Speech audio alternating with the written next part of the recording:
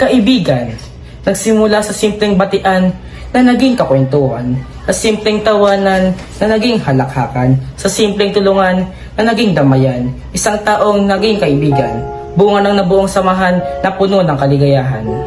Kaibigan, isang taong di mo sukat akalain na magiging kasangga mo sa buhay na iyong tatahakin.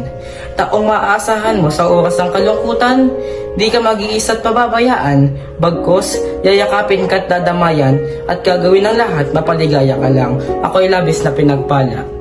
Kaibigan, taong naging inspirasyon ko sa patuloy na pagharap sa buhay. Taong naging malaking parte at dahilan na kung sino at kung ano ako ngayon. Isang biyayang saan man ako mapadpad, anuman ang mangyari, hindi makakaligtaan at mawawala sa aking puso't isipan. Pagkat ang kaibigan, ang taong nagmamahal sa iyo nang walang sukatan. Taong tatanggap kung sino at ato ka man. At mananatiling taong di ka iiwan magpakailanman.